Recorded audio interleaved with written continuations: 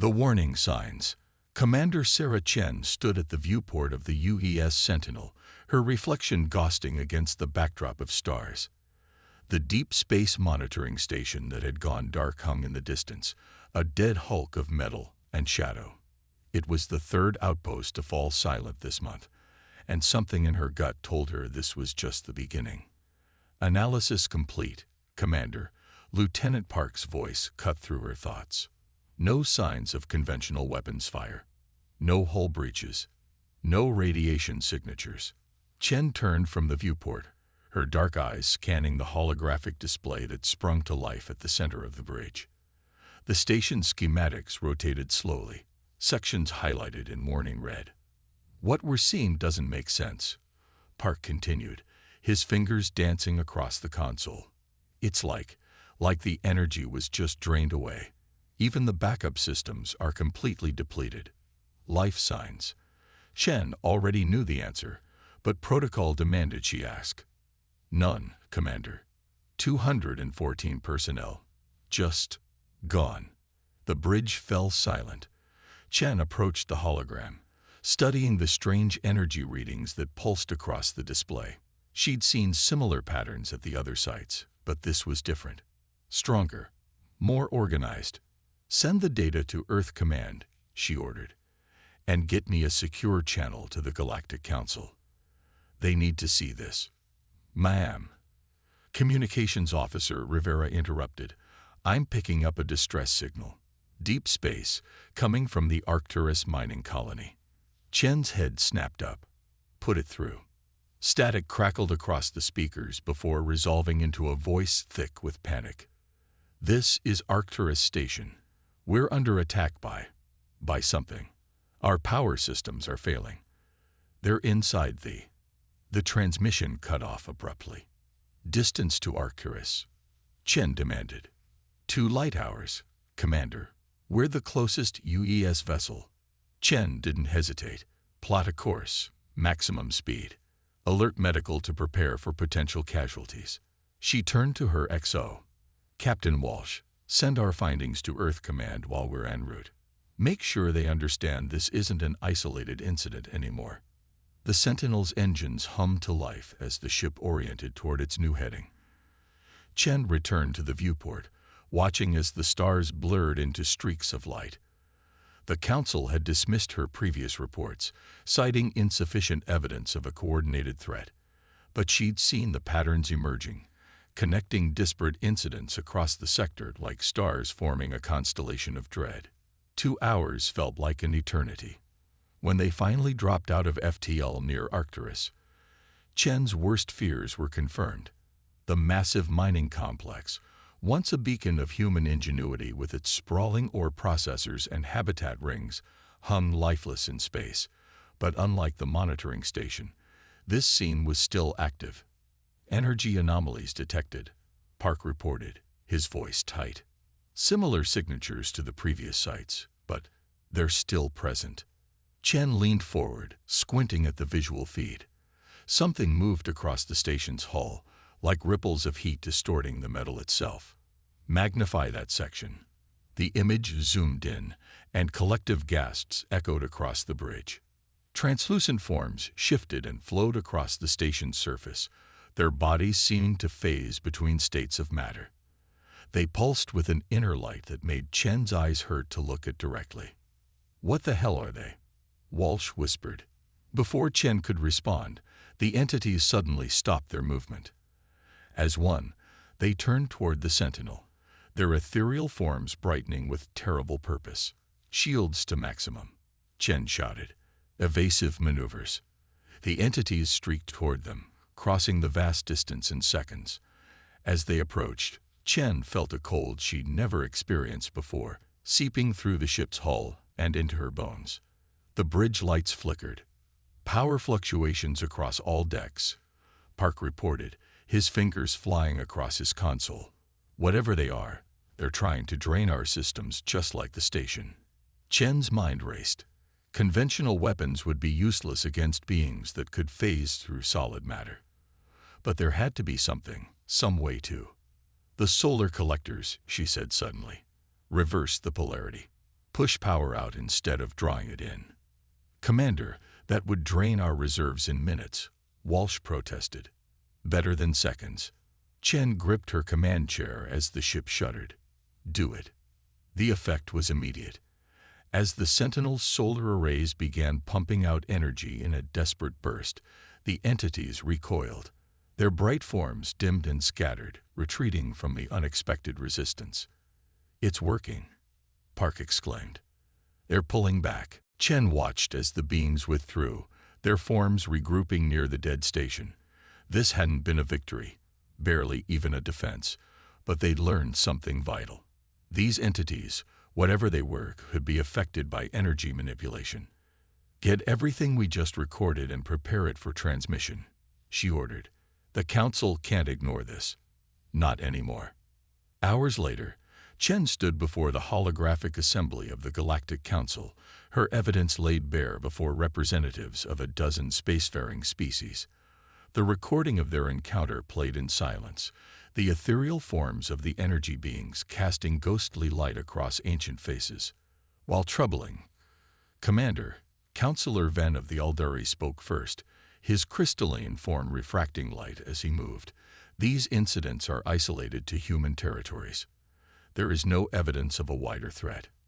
With respect, Counselor, Chen countered, we've detected similar energy signatures in abandoned systems across the sector. Systems that belong to species that vanished centuries ago. Speculation, another counselor dismissed. The human tendency to see patterns where none exist is well documented. Chen felt her patience wearing thin. We lost over 200 people today. Real people, not patterns. And there will be more losses if we don't act now. The Council does not act on the basis of a single species' fears, Ven stated. Return to your sector, Commander. Monitor the situation. If these entities prove to be a genuine threat, the Council will convene again. As the holographic forms winked out one by one, Chen stood alone in the transmission chamber. She thought of the empty station, of the families waiting for news of their loved ones, of the cold beings that even now might be moving toward their next target. The galaxy might turn its back, but humanity would not abandon its own. As she walked back to the bridge, Chen was already forming plans. The Council's inaction had made one thing clear. Earth would have to face this threat alone.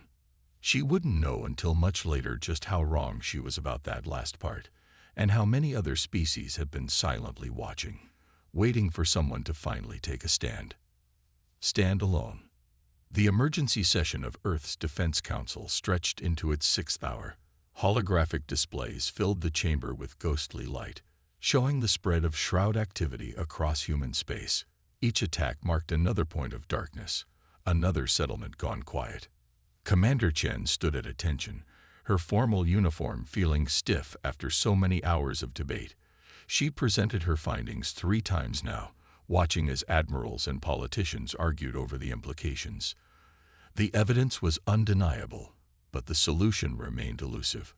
We cannot simply abandon our outer colonies, Admiral Hassan insisted, his hologram flickering as he gestured emphatically. There are millions of civilians out there. The Galactic Council has made their position clear, General Rivera countered, her aged face lined with concern. If we act without their support, we risk diplomatic isolation. With all due respect, Chen interrupted, stepping forward. Those colonies will be dead long before diplomacy matters. She gestured to the map. The Shroud are learning, adapting. Each attack is more coordinated than the last. The room fell silent as new data streamed in, another colony going dark at the edges of human space. Chen watched the faces around her, seeing the weight of responsibility settling heavy on their shoulders. Defense Minister Collins leaned forward, his weathered hands clasped before him. Commander Chen, you've faced these entities directly. In your assessment, do we have any chance of fighting them? Yes. Chen's response was immediate. The encounter at Arcturus proved they can be affected by energy manipulation. Given time and resources, we can develop countermeasures. Time we don't have, Hassan pointed out. Then we make time. Chen pulled up the schematic she'd been working on. The Sentinel solar collectors gave us the basic principle. We can modify our existing defense platforms, create safe zones around our most populated colonies. Collins studied the designs, his expression thoughtful. And the cost? High, Chen admitted. We'd need to redirect significant power from other systems, but it's better than losing everything. The debate continued, but Chen could see the shift in the room. The question was no longer if they would act, but how. When the final vote came, it was unanimous. Earth would stand alone if necessary, but it would stand. Within days, the operation was underway. The HFY Sentinel led a task force of modified ships toward the outer colonies, racing against time to establish defensive perimeters. Chen stood on her bridge, watching as engineering crews worked around the clock to install the new systems. "Commander," Lieutenant Park called out. Long-range sensors detecting multiple shroud signatures approaching the Vega colony. Estimated arrival: 6 hours. Chen studied the tactical display. Vega was one of their largest outposts, home to over 1 million civilians. Status of the defense grid: installation at 60%. We need at least 4 more hours for minimal coverage. They'll have to work faster. Chen opened a channel to the engineering teams. "This is Commander Chen. I know you're already pushing yourselves, but we need more. There are families down there counting on us. Let's show them humanity doesn't abandon its own." The response was immediate. Engineers doubled their efforts, crews worked in shifts without breaks, and slowly the defense grid took shape. But as the hours ticked by, Chen could see they wouldn't make it in time. Not completely. "Shroud entities entering sensor range," Park reported. "Multiple formations, larger than anything we've encountered before." Chen made her decision. "Move the Sentinel into position between the Shroud and the colony. We'll use our modified collectors to buy time for the grid to come online." "Commander," Walsh protested, "the drain on our systems will be severe, I know." Chen took her command chair. "But we only need to hold them off long enough for the grid to activate. Sometimes victory just means surviving another hour." The Shroud approached like a wave of living light, their ethereal forms rippling with hungry purpose. The Sentinel's collectors fired up, pushing out energy in a desperate shield. The entities recoiled from the barrier, but more kept coming, probing for weaknesses. "Power reserves at 60%, Park called out. 55, 50. Defense grid status: 87% complete. Just need a few more minutes." Chen watched as the Shroud pressed against their energy barrier, feeling the ship shudder under the strain. Warning lights flashed across every console as systems began to fail. Power at 30%, 25. Grid at 92%. The bridge lights flickered and died, emergency power casting everything in red shadows. Chen could feel the cold seeping in, the same bone-deep chill she'd felt at Arcturus. But this time, they weren't running. "Power at 15%. We're losing containment. Grid status: 98%, 99. The viewport crystallized with frost as the Shroud pressed closer. Chen's breath came out in visible puffs as the temperature plummeted. "Hold position," she ordered through chattering teeth. "Just a few more seconds." "Grid online," Park shouted. Around the colony, massive energy projectors sprang to life. The combined power of a dozen collectors created a web of energy that pushed back against the Shroud. Caught between the grid and the Sentinel's failing barrier, the entities writhed in apparent confusion. "Full power to forward collectors," Chen commanded. "Push them into the grid's field." The Sentinel's remaining energy reserves poured out in one final burst, herding the Shroud entities into the waiting web of energy. The beings tried to retreat, but the grid's overlapping fields left them nowhere to go. For the first time, Chen heard something from them. A high-pitched keening that vibrated through the hull. Then, one by one, the Shroud began to fade. Their bright forms dimmed and dissipated like smoke in a strong wind. Within minutes, the space around Vega was clear. No shroud signatures detected, Park reported, his voice hoarse with exhaustion and relief. They're gone. Chen allowed herself a small smile. Status of the colony. All sectors reporting in. No breaches, no casualties. Walsh shook his head in amazement. We did it. This time. Chen stood, looking out at the now active defense grid. But this was just one colony, and the Shroud will learn from this defeat. We need to refine the technology, make it more efficient. She turned to her crew. Today we proved humanity doesn't need the Council's permission to protect its own. Tomorrow we show them we can do more than just survive. As repair crews began assessing the damage to the Sentinel, Chen received an unexpected transmission. It was heavily encrypted, coming through channels she didn't recognize. When she opened it in her private quarters, a holographic figure appeared, distinctly non-human, its insectoid features partially hidden beneath a hooded robe. Commander Chen, the figure spoke in carefully measured tones. I represent certain, interested parties within the galactic community. Your success against the Shroud has not gone unnoticed. There are those of us who believe isolation is no longer an acceptable response to this threat. The figure leaned forward. Perhaps it is time for a discussion about unofficial cooperation. Chen studied the alien's image, understanding the implications. Earth might stand alone officially, but in the shadows of the galaxy, others were watching. And some of them were ready to stand with humanity. Council be damned. The breaking point. The secret meeting chamber deep within Europa Station wasn't designed for alien physiology. Commander Chen watched as her unlikely allies made themselves comfortable, or tried to. The insectoid Zereth representative, Master Catal, folded his elongated limbs carefully into a modified chair. Beside him, Ambassador Lyra of the crystalline meridians seemed to sparkle under the dim lights, her faceted form refracting patterns across the walls. The Shroud have advanced beyond our initial predictions.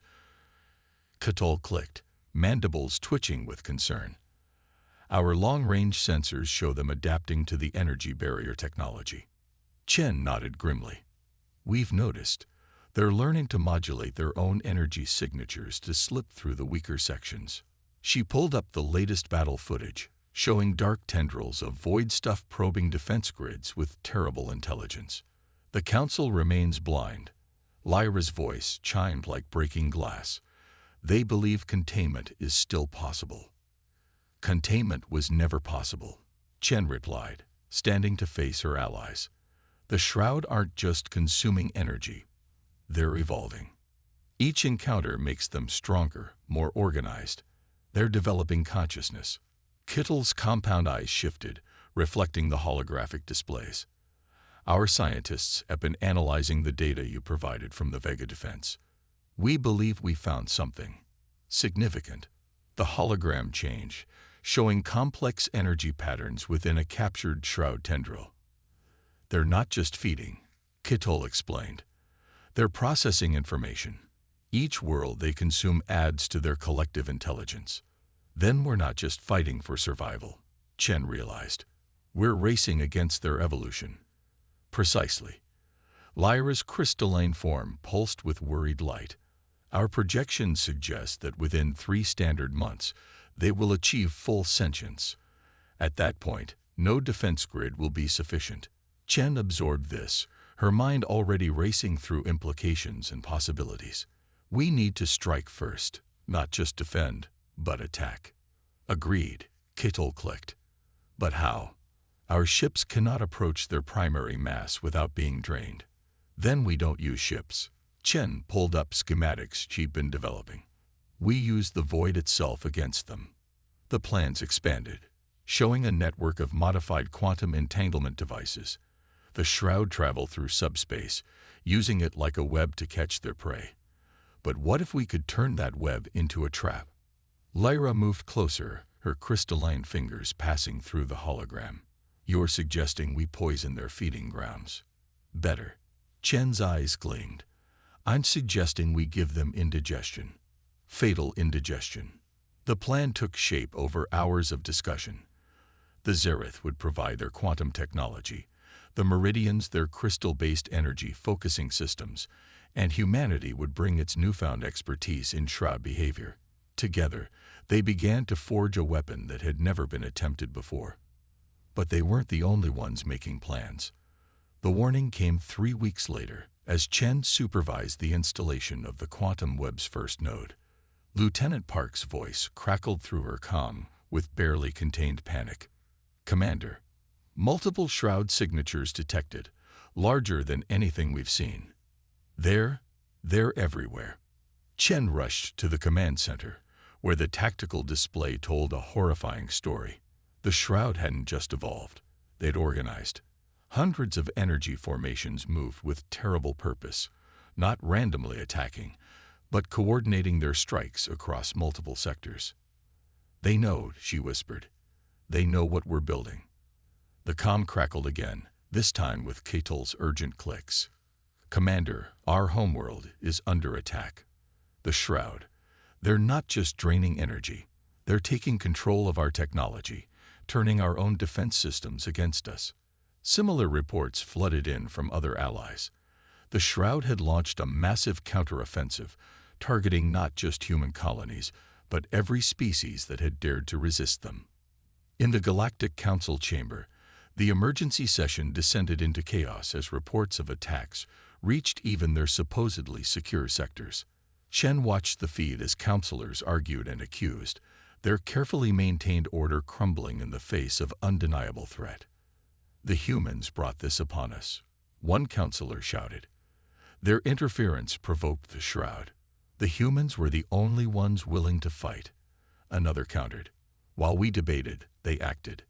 Chen shut off the feed. The council's bickering wouldn't save anyone now. She opened a channel to her allies. "The Shroud forced our hand," she announced. "We wanted to test the quantum web properly, make sure it was safe. We don't have that luxury anymore." She took a deep breath. "We deploy now, ready or not." "The calibrations aren't complete," Lyra warned. "The energy feedback could be catastrophic." "Everything about this is catastrophic," Chen replied. "But if we don't act now, there won't be anything left to save." The next hours were a blur of desperate activity. As the Shroud advanced on multiple fronts, Chen coordinated with her allies to activate quantum nodes across contested space. Each activation was a risk. The technology was untested, the consequences unknown. "Quantum web at 60% coverage," Park reported. "Shroud entities continuing to advance." "Wait." He leaned forward, frowning at his readings. "Commander, their pattern is changing. They're converging." Chen watched as the scattered Shroud formations began to merge, drawing together into a massive, swirling vortex of darkness and cold light. The separate entities were becoming one, achieving a terrible unity. "They're not just evolving," she realized. "They're awakening. This isn't a counterattack, it's birth." The massive Shroud consciousness pulsed, sending waves of energy that made sensors scream and systems crash. In that moment, Chen knew they couldn't wait any longer. Ready or not, it was time to spring their trap. "Activate the quantum web," she ordered. "Full power to all nodes." As the command went out, she could only hope their desperate gambit wouldn't destroy everything they were trying to save. Rising together, the quantum web ignited like a constellation coming to life. Streams of focused energy connected each node, creating a vast network that stretched across contested space. The massive Shroud consciousness reacted immediately, its swirling form rippling with disturbance. "Energy readings off the scale," Park reported, his voice strained. "The web is holding, but the power drain is enormous." Chen watched as the Shroud entity tested the boundaries of their trap, probing for weaknesses. Status of allied vessels. Meridian crystalline ships in position. Lyra's harmonic voice came through the comm. Energy focusing arrays at maximum. Zereth quantum stabilizers online. Ketel clicked. "But we're detecting unusual fluctuations in the subspace field." Warning lights flashed across every console as the Shroud consciousness pushed against the quantum web, The entity's vast form contracted and expanded, its darkness seeming to bend the very fabric of space. It's trying to break through, Chen realized. Not by force, but by changing the rules. She opened a channel to all allied ships. Adjust quantum frequencies. Match their oscillation pattern. The response was immediate. Ships from a dozen species, once bitter rivals now working in perfect coordination, modify their outputs. The quantum web shifted, its energy patterns flowing like water to counter the Shroud's attempts at escape. But the entity wasn't finished. Dark tendrils lashed out, not at ships or stations, but at the varied void between them. Space itself seemed to crack, revealing glimpses of something beyond normal reality. Subspace ruptures forming, Park shouted. They're trying to tear their way out. No, Chen's eyes widened as understanding struck. They're trying to tear their way in. This isn't just about escape. They're attempting to pull their entire species through from wherever they came from. The implications were horrifying. If the Shroud succeeded in creating a stable portal to their home dimension, no force in the galaxy could stop what would come through. Commander, Katal's urgent clicks cut through the chaos. Our scientists have detected a pattern in the ruptures. The Shroud consciousness, it's not random. It's following ancient ley lines of space-time itself. Chen's mind raced. The Shroud weren't just evolved energy beings. They were tapping into something fundamental about the universe itself. And if they could do it. Lyra, she called out. Your crystalline ships, they can channel and redirect energy through subspace, correct? Yes, but. And K'tal, your quantum stabilizers can lock onto specific frequencies across dimensional boundaries. In theory, but the power requirements. We have the power, Chen interrupted. We have every allied ship in the sector feeding into the quantum web. We're not going to stop them from opening their door. Her voice hardened with determination. We're going to help them. And then we're going to slam it shut in their face. The plan was audacious, perhaps insane. Instead of fighting the Shroud's attempt to create a dimensional portal, they would amplify it, using the crystalline ships to channel and focus the enormous energies involved. The quantum stabilizers would then lock onto the exact frequency of the tear, allowing them to control its collapse. If our timing is off by even a microsecond, Lyra warned, the backlash could destroy everything within a light year. Then we don't get it wrong, Chen replied simply. All ships, move into position. Begin power transfer to the Meridian vessels on my mark. The Shroud consciousness seemed to sense their intention. Its massive form pulsed with what might have been uncertainty, the first emotion they'd ever detected from it. But it was too late to stop. The dimensional tear was already growing. Portal integrity at 30%, Park called out. 40, 50. The void buckled and warped as reality itself began to part. Through the growing tear, Chen caught glimpses of something vast and dark, an entire dimension of hungry void waiting to pour through. 70%, 80. Crystalline arrays at maximum capacity, Lyra reported, her voice strained. We cannot contain this much longer. Quantum locks establish, Katal clicked. Ready on your command. Chen watched as the tear reached critical mass, the Shroud consciousness spreading itself thin as it tried to maintain control of the portal. This was their moment, their one chance to turn the tables. Now, she ordered. The crystalline ships released their stored energy in a coordinated burst, supercharging the portal. The tear exploded outward, growing far faster than the Shroud could control. The consciousness writhed, caught in its own trap, as the portal began to pull it apart. Quantum locks engaged, Katal reported, beginning controlled collapse. The Shroud realized too late what was happening. As the portal reached its maximum size, the quantum stabilizers activated, grabbing hold of the dimensional frequency and twisting it. The tear began to close, not from the edges, but from within. The consciousness screamed, a sound that existed not in air, but in the minds of every being in range. It tried to withdraw, to pull back from the collapsing portal, but the quantum web held it in place. Portal collapse at 40%. Park called out. 30, 20. With a final, reality-bending implosion, the tear sealed itself. The massive shroud consciousness, caught between dimensions, shattered. Fragments of its form scattered across space like dark fireworks, quickly fading to nothing. Silence fell across all channels. For a moment, no one dared to speak, as if afraid to break the spell of what they'd just accomplished. Finally, Chen found her voice. Status report. No shroud signatures detected.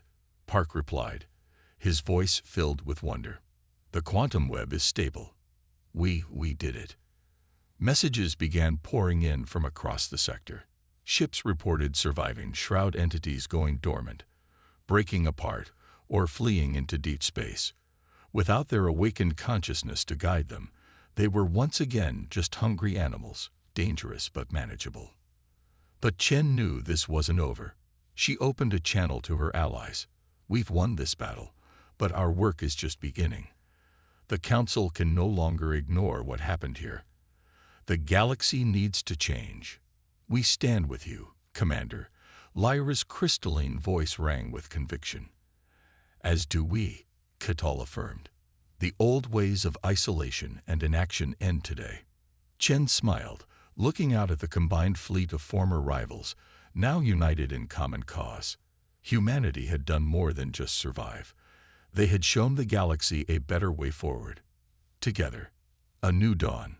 3 months after the Battle of the Void, as it came to be known, Commander Sarah Chen stood once again in the great chamber of the Galactic Council, but this time was different. Gone was the cold formality, the distant judgment. The semicircle of raised seats had been replaced by a round table, with representatives from all species, including those previously deemed too primitive for council membership, seated as equals. The old council failed. Chen addressed the assembly, her voice carrying across the transformed chamber. It failed not because of lack of power or wisdom, but because it forgot the fundamental truth that united us all among the stars. We are stronger together than we are alone. The gathered representatives nodded, many of them veterans of the battle against the Shroud. Catal's mandibles clicked in approval from his seat, while Lyra's crystalline form pulsed with harmonious agreement.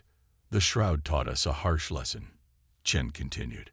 In the face of extinction, old rivalries mean nothing. Artificial boundaries crumble. What matters is our willingness to stand together, to share our strengths and support each other's weaknesses. She gestured to the holographic display, showing the new defensive network being constructed across multiple sectors. Unlike the old isolationist policies, this system was built on cooperation and shared responsibility. Humanity didn't save the galaxy, she stated firmly. We simply refused to stand idle while others suffered. In doing so, we reminded everyone here of something they'd forgotten. That true civilization isn't measured by technological advancement or military might, but by our willingness to help others, even at great cost to ourselves. The new Charter of Union was displayed above the table, its principles simple but profound. Mutual defense, shared knowledge, and the requirement that no species could be abandoned in times of crisis. The document that would reshape galactic society had been written not by politicians, but by those who had fought together against the darkness. We face new challenges, Chen acknowledged. The surviving Shroud entities, though scattered and diminished, still pose a threat to isolated worlds. Ancient barriers between species don't disappear overnight, but we face these challenges united, with the combined wisdom and strength of all our peoples. As if to emphasize her point, a priority alert flashed across the chamber's displays. Long-range sensors had detected Shroud activity near a previously unknown civilization's homeworld. Before anyone could speak, representatives from 3 different species immediately offered support ships for a defensive mission. Chen watched with pride as the response was coordinated without debate or hesitation. This was what they had fought for, not just survival, but the birth of true galactic community. Later, standing at her favorite viewport aboard the Sentinel, Chen reflected on the journey that had brought them here. Lieutenant Park approached, holding a data pad with the latest reports. The quantum web technology is being shared with all member worlds, he reported. The Meridians and Zereth have already begun training other species in its use. And he smiled. The first joint species colony ships are ready for launch. Chen raised an eyebrow. Joint species colonies. That's ambitious. It was your idea, Commander. The best way to understand each other is to build something together. He gestured to the viewport, where ships of various designs moved in harmony through the busy space lanes. They're calling it the Chen Doctrine, the principle that diversity makes us stronger, not weaker. Chen shook her head, slightly embarrassed by the recognition. They can call it whatever they want, as long as they remember the lesson. We didn't beat the Shroud because we had better weapons or stronger shields. We won because we chose to stand together when standing alone meant death. A small ship caught her eye, its design unlike anything she'd seen before. New member species. Park nodded. The Nexari. They reached out after hearing about the Battle of the Void. Said any galaxy where humans would fight to protect strangers was one they wanted to be part of. Chen smiled. The galaxy had indeed turned its back once, but humanity's refusal to do the same had changed everything. They had shown that true strength wasn't about standing alone, but about having the courage to stand together. As she watched the diverse fleet of ships moving through space, Chen thought about the long journey ahead. There would be more challenges, more threats, more moments when unity would be tested. But she had faith that the bonds forged in darkness would hold strong in the light. The galaxy was changing, growing, learning. And humanity, by simply being true to its highest principles, had helped light the way forward. Not through dominance or superiority, but through the simple, powerful choice to help others in need. It was a new dawn for all species, and they would face it as they had faced the void, together.